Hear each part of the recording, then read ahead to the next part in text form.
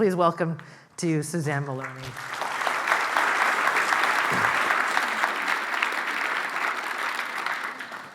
Thanks so much, Meghna, for that really kind introduction, and I really want to thank the organizers of the Camden Conference for putting on what is, I think, an extraordinary event in terms of just education and community building and engagement at a time where I feel like this country can only use more of all of that, so I'm really thrilled and honored to be part of this.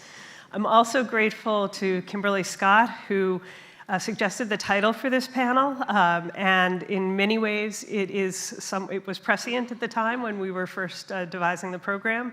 Iran has always sat astride the crossroads of civilizations, empires, religious, linguistic, and cultural traditions, trade and cultural resources. But today, Iran itself may be approaching a crossroads, a historic juncture for its government and its society, underscored by the massive protests that erupted across the country in late December and culminated in early January, as well as the massive armada that President Trump has dispatched to the Middle East, the largest array of American military force in the region since the 2003 US invasion of Iraq.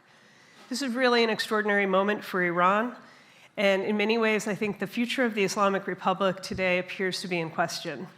Iran is beset at home by economic misery and profound dissatisfaction among the country's post-revolutionary young generations, and its position in the region, which only a few years ago was towering in its sway and its access and seeming dominance.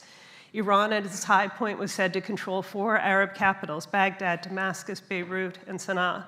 Today, Iran is on the ropes, the jewel in the crown of its nuclear program buried under rubble by American and Israeli bombs, and its proxy network decimated.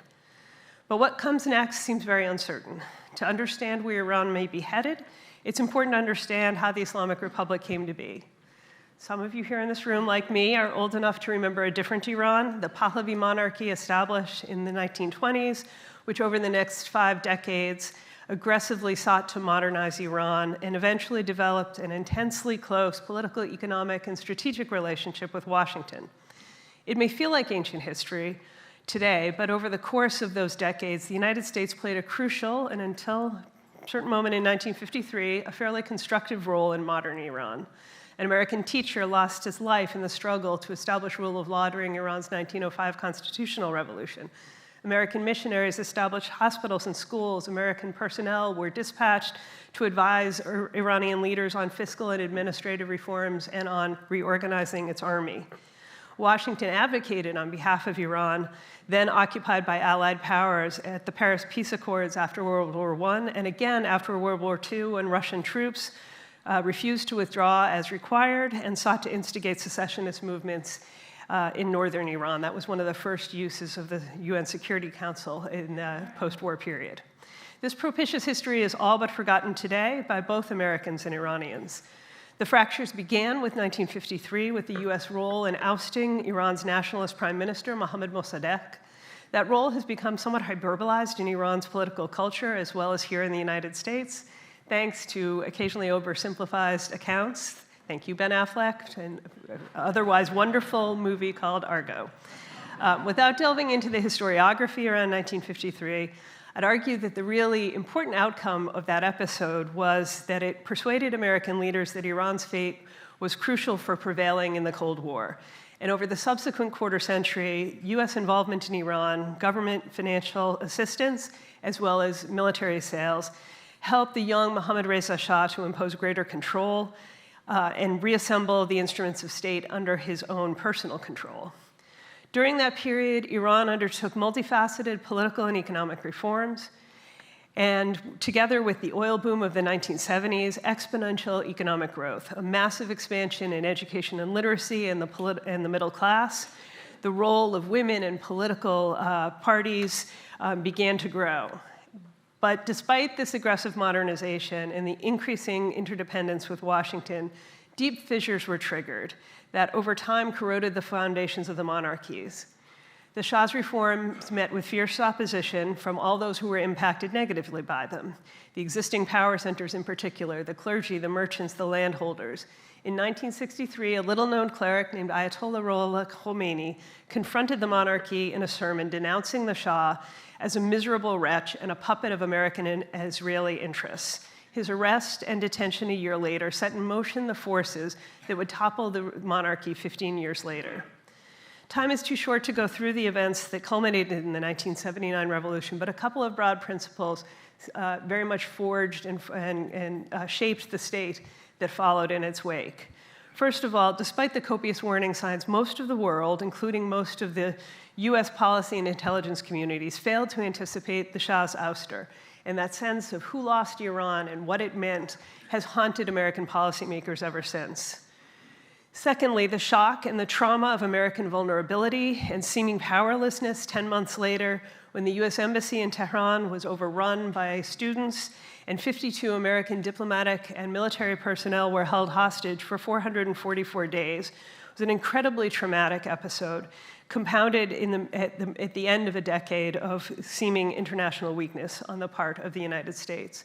I'd also note that the formula that was developed by the Carter administration to address that crisis in November of 1979, in a working group that was established by the White House only days after the seizure of the embassy, chose to set up a policy that would focus on both pressure and persuasion to try to influence Iran and try to free the hostages.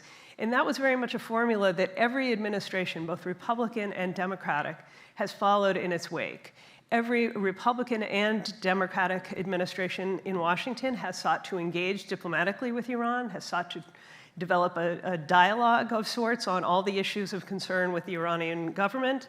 And every administration, both Republican and Democrat, has sought to use coercive tools, both economic and military, to try to develop a more constructive government and policies in Tehran. Two other key points about the 1979 revolution. It was a mass phenomenon. It brought together a wide array of political groupings and tendencies: Islamists, leftists, Marxists, constitutional Democrats, and liberal Democrats. They rallied against the Shah. They knew what they didn't want, but they didn't have a common vision of what might be to follow. There was no shared conception of the state that would come in its wake.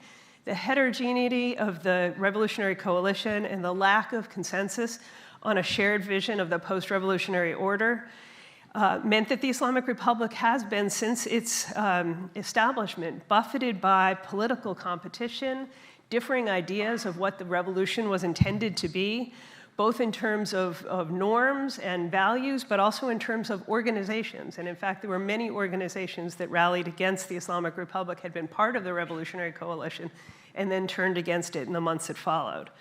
That's also an important aspect of the aftermath of the revolution. As that competition played out, Iran, over the first several years of the Islamic Republic, was beset by profound instability and internal violence, tribal uprisings, urban warfare, terrorist attacks, and then, of course, in September 1980, the Iraqi invasion of Iran, which occupied significant portions of the country, left the regime in shock and terrorized the population, continued in an 8-year, one of the deadliest conflicts of the 20th century.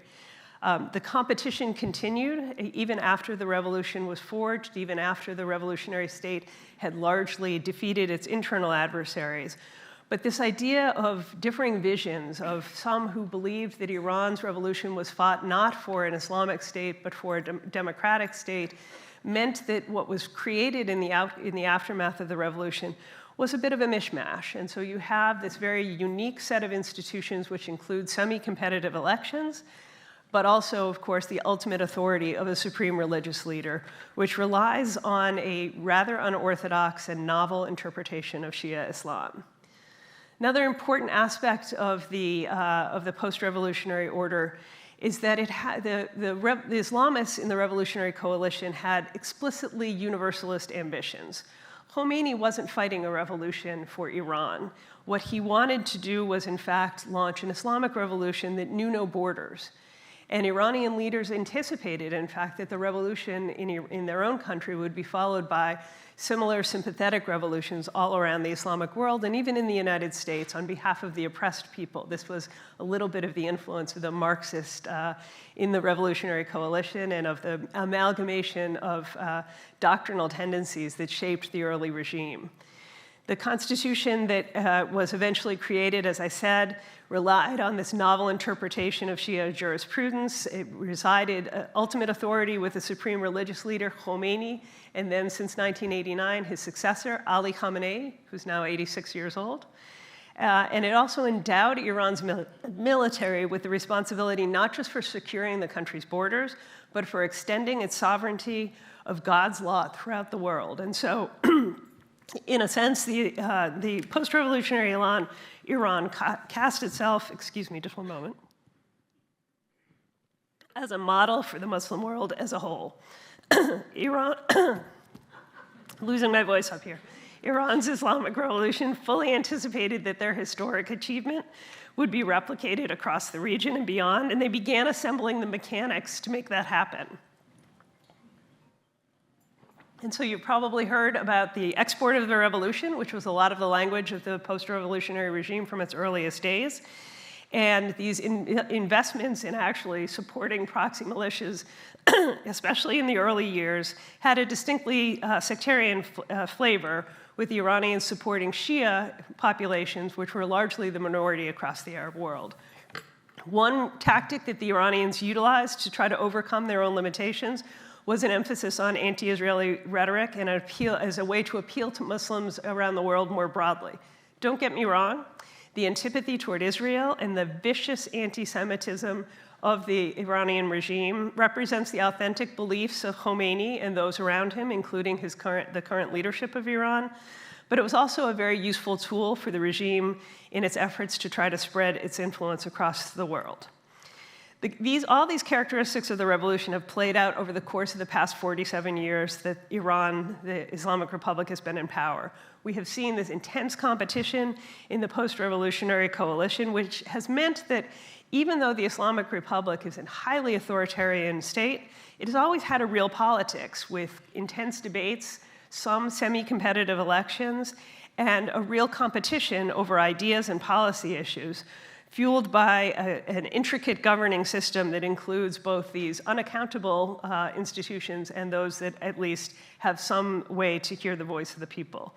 It's also meant that Iran has built a powerful and quite wide-ranging network to extend its regional influence through its proxy militias that extend and extended, I would say in the past tense now, from Lebanon to Pakistan, particularly in the aftermath of the US toppling of Saddam Hussein in Iraq.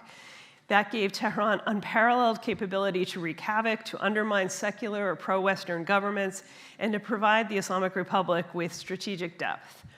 This adaptive, layered network of regional militias became a core component in the Islamic Republic's foreign and defense policies, not only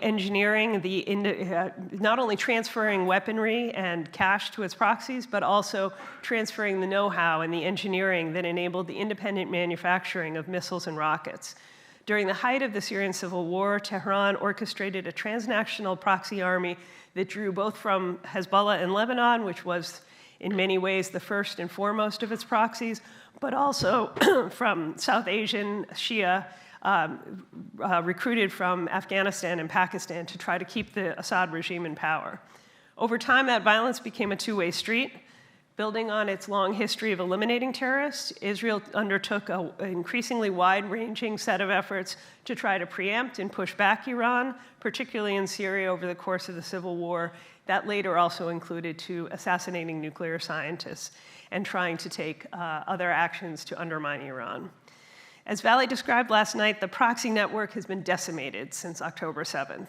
Hamas, which was a late and to some extent conflicted beneficiary of Iranian support as a Sunni organization, remains, but it has very little capability. Hezbollah leaders have been assassinated, and Hezbollah's stockpiles of hundreds of thousands of precise missiles and rockets have been heavily degraded. The collapse of the Assad regime has limited Tehran's access and made it very difficult for the Iranians to resupply its client militias. And many of the masterminds from the Iranian military and Revolutionary Guards have been killed by the Israelis and by the United States. Many of you will remember the 2020 assassination of Qasem Soleimani, who was in many respects considered to be the mastermind of Iran's proxy network. Revolutionary Iran also had another tactic for trying to ensure its survival, and that was rehabilitating the nuclear program that was first begun by the Shah in the 1970s. Even then, American officials were concerned about proliferation risk. And when the revolutionaries first came to power, they actually shuttered the nuclear program. But of course, after the Iraqi invasion, the nuclear program reemerged as a source of cheap energy, power projection, and deterrence. Over the course of the next 4 decades, largely through covert and non-public networks, the Islamic Republic developed and assembled an industrial-scale nuclear program, including an extensive clandestine effort to master the full fuel cycle and acquire weapons capability. When aspects of that clandestine program were first exposed more than 20 years ago, the international community began a long-fought effort to pressure and persuade Tehran to abandon the program that included a decade of intense diplomacy, as well as covert action and increasingly powerful sanctions and economic pressure to try to drive Iran to a bargain. That all culminated in 2015 with the Joint Comprehensive Plan of Action, the Iran nuclear deal, which was hotly contested in the United States as well as in Israel. And though it went into effect, though it was actually abided by for several years on the part of the Iranians during the first Trump administration, recognizing the unpopularity, especially among the Republican caucus, President Trump announced that the United States would withdraw from its commitments. The nuclear deal had been constructed effectively to plan for the possibility of Iranian decisions to walk away. No one ever really anticipated that the United States would walk away. And so for the past years, since President Trump began to non-comply with American obligations under the deal, which largely consisted of sanctions relief, the world and the Iranians have struggled to decide how to respond. First, the Iranians waited and watched to see would they continue to have trade opportunities and economic incentives that were promised to them under the deal. After a year, it became clear that they would not. And so in 2019, we had a series of escalations on the part of the Iranians, attacks against Saudi and Emirati energy capability, against tanker traffic in the Persian Gulf, which is, of course, a critical avenue for oil exports. And then, of course, the assassination by the United States of Qasem Soleimani. That was, I think, the beginning of what we may see, or a preview of what we may see in response to a potential attack by the Trump administration that's being assembled today. I want to spend my last few minutes talking a little bit about the internal politics of Iran, and particularly what's happening on the streets today.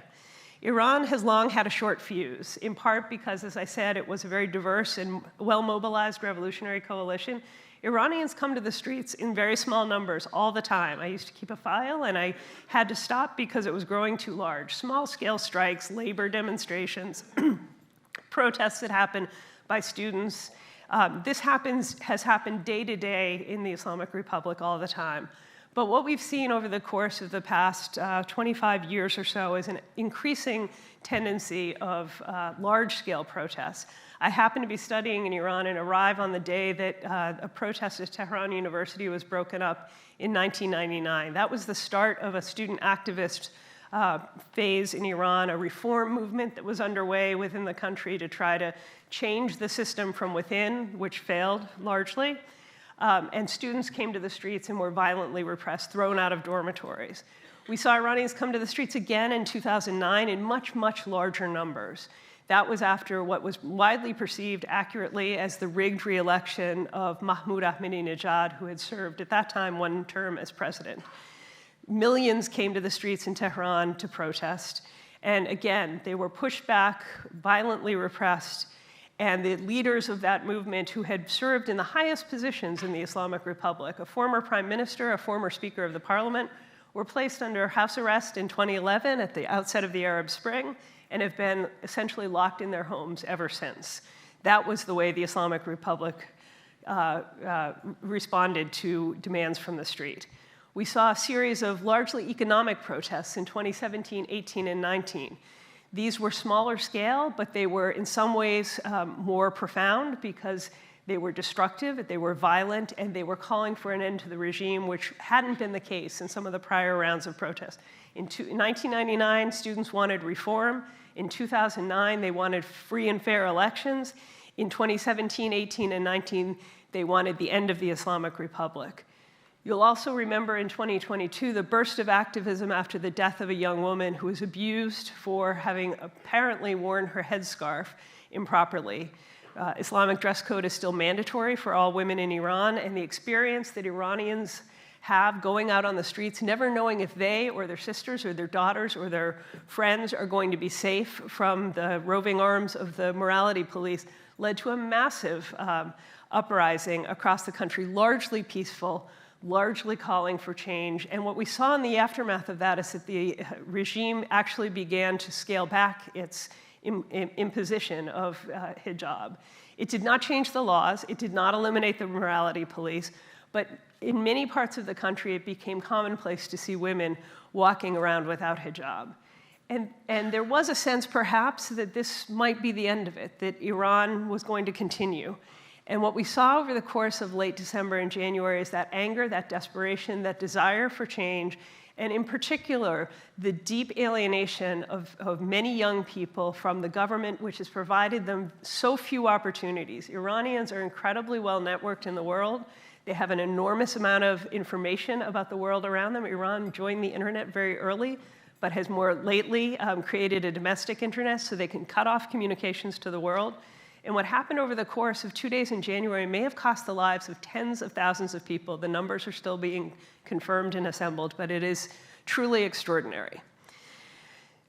Tehran has developed a very effective playbook for dealing with these increasing spasms of unrest, but there's really no fix for the problems facing Iran, the economic problems, which have been exacerbated by sanctions, but are also fundamentally a product of Iran's mismanagement and corruption. The fact that Iran is running out of water, the fact that every winter there is not enough energy to heat people's homes, the fact that the leadership has no vision for Iran's future and no possibility of changing Iran. As I said, the current supreme leader is 86 years old. There's no real obvious replacement on the horizon for him. The system cannot be reformed successfully or sufficiently. The regime is in a slow motion process of metastasis. But the question is, what will military action accomplish? I remain profoundly skeptical that strikes on Iran are going to leave us in a more stable place or going to create a pathway for a better government in Iran. But we will all watch that play out over the days to come. So I will end there. Thank you.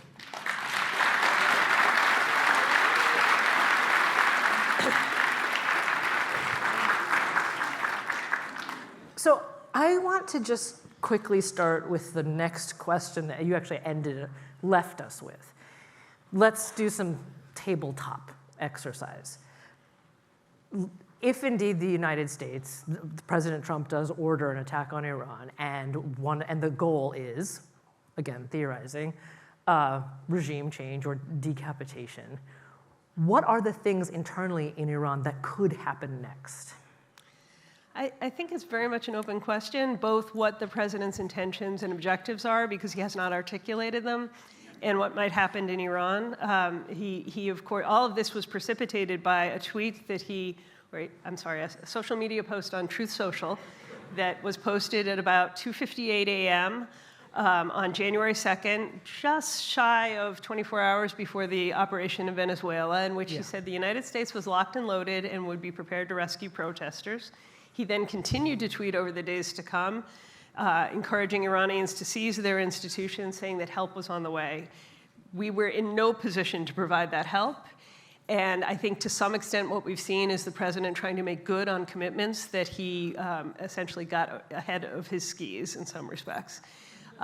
What he actually hopes to accomplish could be simply the kind of action that certainly some in Israel have been calling for some time, which is efforts to degrade Iran's ballistic missile production and capabilities. That has been a rising concern.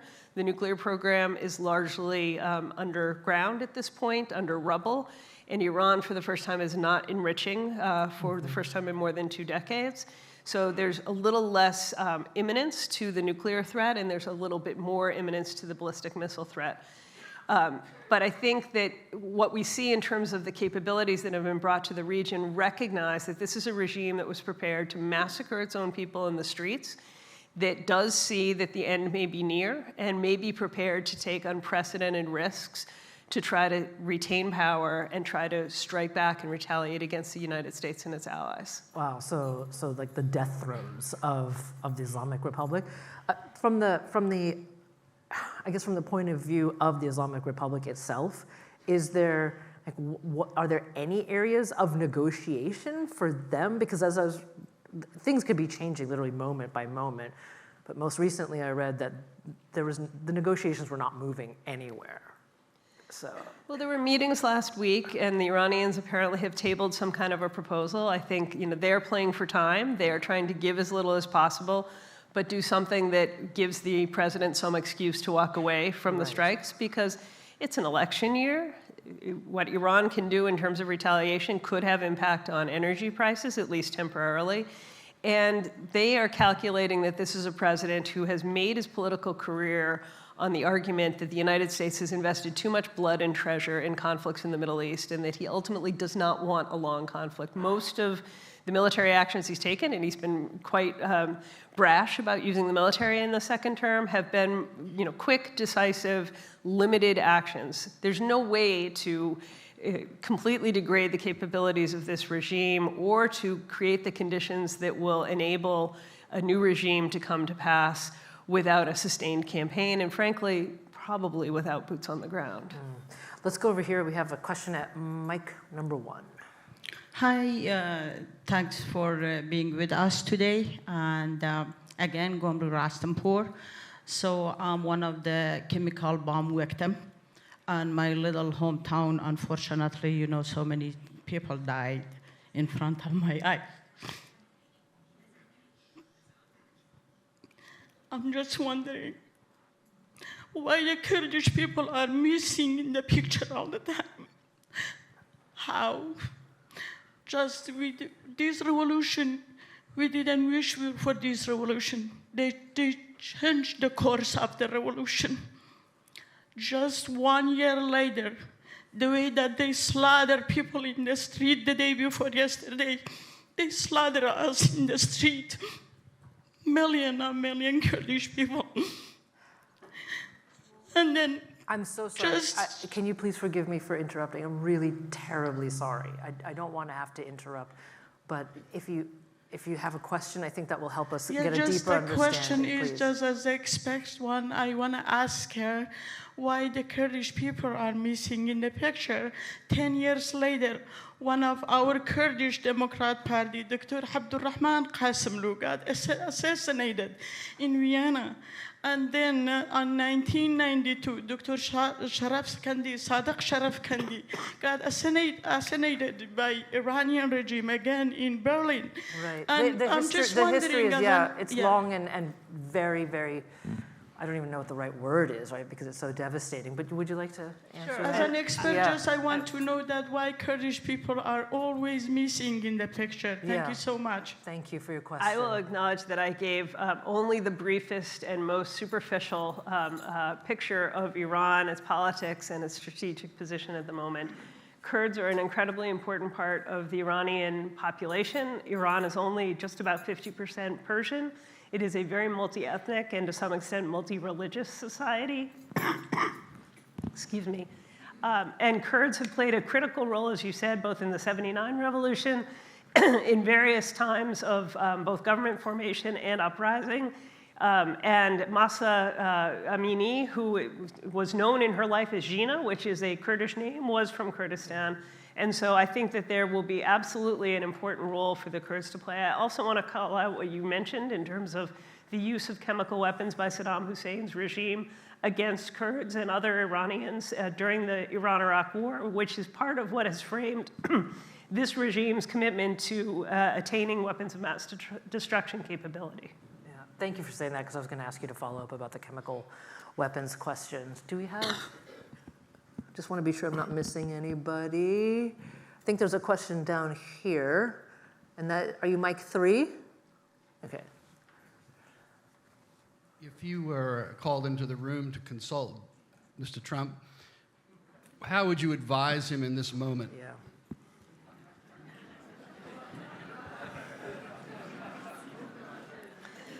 That is the million-dollar question. I think that there is a pathway for helping to promote some kind of regime change in Iran, and it is, at this time, I think the pathway that the United States should be pursuing in close coordination with allies and partners around the world. I don't think that the use of the military is going to be our most important tool. There are an enormous number of things that we can do to set the stage, whether it's cyber attacks on the capabilities of Iran's internal security forces, whether it's the investments in regime accountability and local media and all the efforts that unfortunately used to be funded by the U.S. Agency for International Development and other U.S. government, State Department sources now have been entirely cut off. We should reinvest in that. We should be doing much more to try to ensure that there is actually a coordinated position by the international community. At this time, the United States is one of only a few countries that does not have diplomatic representation in Iran. I think that it is time for other countries to follow the example of Canada and others that have said we're not going to deal with this regime. There is much that we can do to isolate, to marginalize the system, but also to do the hard work, which takes time, effort, and commitment and funding from the US government to try to ensure that there is an opposition that is ready to take over. There are opposition figures, particularly Reza Pahlavi, the former crown prince of Iran. He spent most of his life here in the United States. He has offered himself as a bridge to a new future in Iran, but he's not going to be well positioned to go back and govern the regime. Iran needs an opposition, and there is work that can be done to help to foster that. Who within Iran, or what groups within Iran would the United States or other countries begin to work with to help grow that opposition? Are there any? Well, there are student groups, there are labor groups. Many of them have connections to the regime, but they have been the sources of the short fuse that I talked about. These are the groups that have gone to the streets. These are the groups that have advocated for change. There are certainly many who have been, many dissidents who've been forced out of Iran over the course of the successive rounds of protests that I talked about. So there are former parliamentarians, ministers who have been, who are now in the West and who can be a source of both information and inspiration. And there are, of course, many Iranian political prisoners. And Iran is a country that has an incredible legal tradition. And so many of them, like Narges Mohammadi, who won the Nobel Peace Prize and is in prison today, as well as her predecessor in that prize, Shirin Ebadi, are legal scholars who can actually begin to try to develop a strategy that might actually produce a new regime as opposed to simply bombing the country. Okay. I see these other two, so just one quick second. What faith do you have that this wouldn't turn into another Iraq situation? We don't know what will come next in Iran. I think that is the concern I have about an American military campaign, that we will... I was thinking after the military campaign. Yes. In terms of the United States' belief that it can install or foster these groups that you're talking about to help Iran transition to a new and better Iran. That was what the talk was regarding Iraq as well. Yes, we had boots on the ground in Iraq. We had an administration at that time that believed in the pottery barn rule, that if you break it, you own it. Yeah. What worries me about the Trump administration is I think that the president will steer clear of putting boots on the ground, and that's probably a good decision. But it gives us relatively limited influence to exercise over the conditions on the ground. And I think that in particular, we spent the last conversation talking about Saudi Arabia and Turkey. There have been a lot of efforts, particularly by the Gulf states, to try to persuade the president to back away from the itchy trigger finger, in part because they're concerned about an Iran in chaos, which bleeds into their own societies and economies, and a rebirth of the kind of efforts to export the revolution and radicalism by whatever may remain in Iran. So there are real risks. I just don't expect at this time that there is any American leader who is likely to invest in the kind of hands-on effort that we tried and failed so spectacularly with in Iraq. I'm going to go to one of the up here in a second, but I would just, now we're hearing enough of the speakers that I'm seeing very interesting themes emerge repeatedly, and I was thinking what Josh was saying earlier, that foreign intervention and regime change don't usually work. I mean, that sounds like it's probably, Iran is no exception to that rule. That's absolutely true. Okay. We have a very poor track record. Let's go up here to mic 4, please.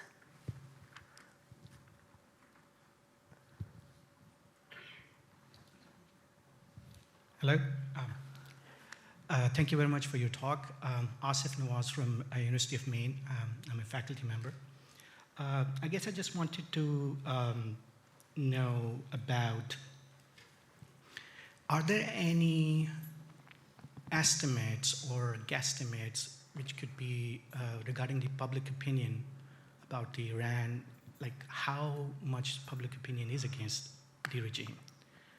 The second question I want to ask is that, and please educate me about this, Iran, as compared to the other Middle Eastern Gulf states, seems to be more liberal. And correct me if I'm wrong, but at the same time, the unrest, it might be more, might be a socio-economic problem rather than ideological problem. Because we see repression elsewhere. Can I ask for your question, please? So what do you think about the public opinion in Iran as opposed to the regime? Just very quickly, there are some good organizations, again, largely run and devised by Iranian expatriates that try to do public opinion polling in Iran. Obviously all public opinion polling at this point in time, because we rely on cell phones, people don't answer unknown calls, particularly in authoritarian states. There's a higher degree margin of error, but I think that what we know is that both polling and other evidence suggests that there is a sizable proportion of the country that very much resents this regime and would like to see it change. But there is still a base that this regime has, in part because it does provide socioeconomic benefits, because there is an ideological component, because there are those whose lives have been lifted up by this regime, who are intimately connected to it and who fear what might happen next.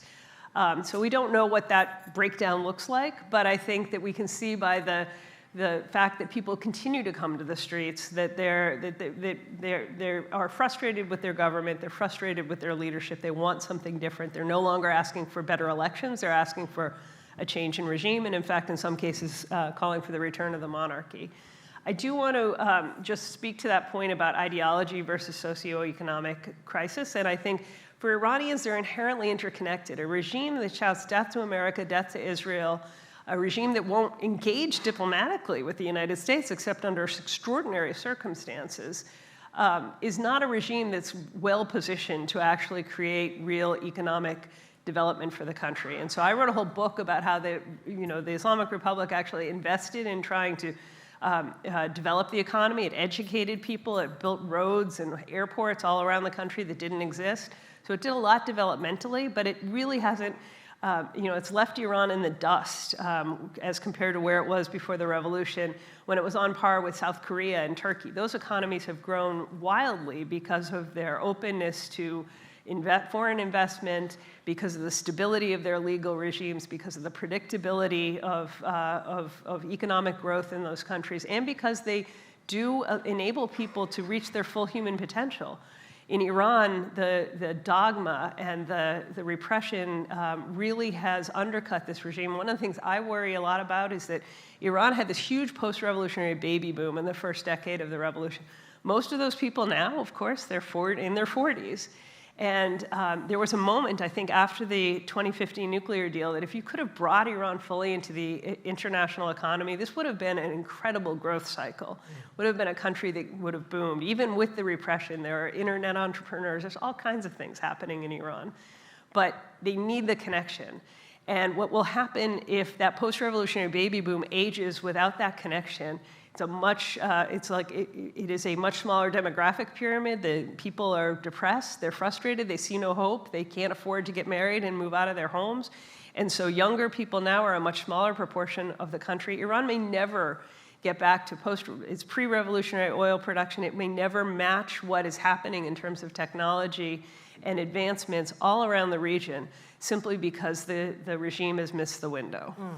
I promise, Mike, number one, I'll get to your question, but the monarchy and the Shah have come up obviously several times here.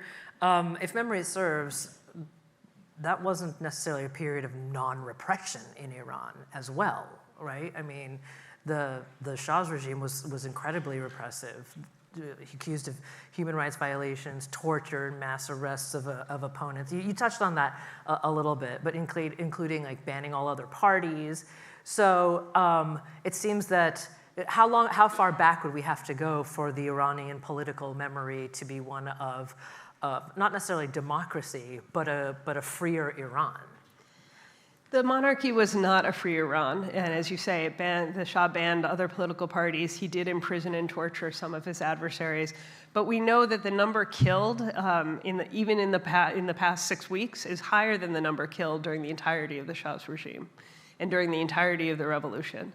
And so this is a much more violent regime in terms of what it's willing to do to its own people. I will say, I've studied this country for 30 plus years. I spent as much time there as I could until they wouldn't let me come back.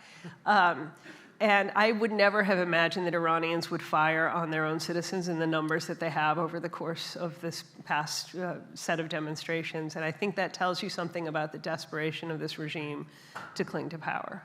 All right, mic number 1. Thank you. Dwight Leeper from Camden. Would you comment on the interests and role that both China and Russia have in their relationship with Iran? One certainly for energy and the other for some military arrangements. Well, both Moscow and Beijing have what is described as strategic partnerships with Iran, but they are very much unequal relationships. For the Chinese, Iran is a source of discounted oil. In fact, all of the oil that Iran continues to produce and export is effectively makes its way to China at a very, very steep discount. China obviously welcomes this, but it isn't terribly invested in terms of other than trying to keep the United States from extending its own influence. They have a foothold, the Chinese, in the Middle East, but they're placing their bets on the Gulf states because that's where the economic opportunities and growth are. They're going to continue to take this oil from Iran, but they have done very little to try to preserve the regime itself. The Russians are a slightly different scenario in the sense that it's not an economic relationship, it's a strategic relationship. And Iran, in particular, was able to give the Iranians both the actual drones, the Shahid drone, and then the technology and the know-how that has turned the tide for the Russians, or did turn the tide for the Russians in the Ukraine war. I've heard that described as the most transformative military technology of the current century. And that came from Iran.